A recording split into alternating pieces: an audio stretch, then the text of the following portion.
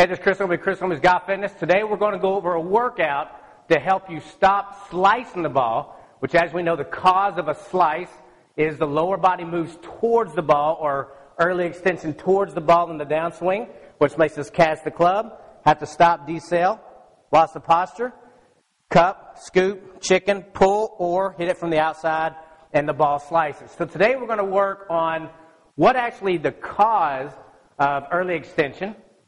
And also then we're going to do some exercises to correct early extension. And the first thing I'm going to do is, this is just everything you can do right here. You don't need any weights.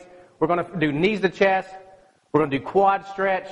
Another physical limitation that would be causing us to early extend is tight internal, external hip rotation. And then we're going to work on our good morning. And then we're going to squat. So the first thing we want to do is do our knees to chest.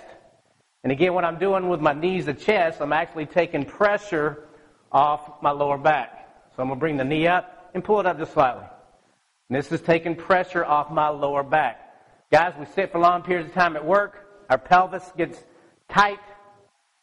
I need to open up that whole pelvis region so our pelvis can move correctly in the golf swing. The next thing I want to do is just a quad stretch. And the key is I want to try to get that knee underneath me.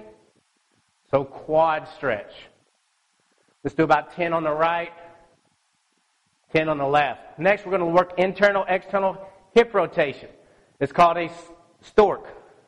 Look like a 4, knee to the front, knee to the side, knee to the front, knee to the side. Internal, external hip rotation. The first 5 we're going to do, we're not going to let the hips move. And then we're going to let the hips move for 5 or 10 on this side.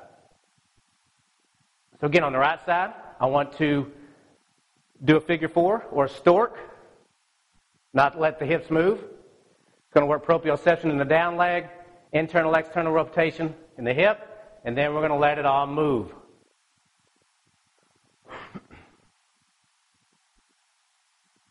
Next, we're going to invert. Now, inversions allows your pelvis to move back. As you know, there's 2 types of posture to address. One type of posture is knee joints. The other posture is hip joints. If you're knee joints, that's more of a reactionary sport. If it's hip joints, that's more a load to explode sport. Golf is a hip joint posture at address. And what happens is more the hips are back versus knee joints. So this next exercise is going to help you feel how that pelvis anteriorly rotates or loads, and it's called an inversion. And you're just going to basically allow this hip to move back. If you don't have the balance, check and make sure you're not going forward with the knee. So as you load that right hip, that is hip joints. You're going to feel your glute hamstring tie in. Then you're going to go 10 on the right, and again 10 on the left. See how my pelvis actually moves back. Back, not forward. Back. This position here at address is hip joints versus knee joints. Finally, we're going to do our squat. If we squat knee joints, then I usually see you be knee joints at address, and we'll usually see on your downswing early extension or decrease in distance between you and ball, which, as you know, is the cause of all the other effects of casting, cupping, scooping, chicken, pulling, and blocking. So when you squat, make sure your hips go back or your knees actually go behind your toes. So I want you to feel how you load your hips. Load your hips. That's hip joints. So here's incorrectly.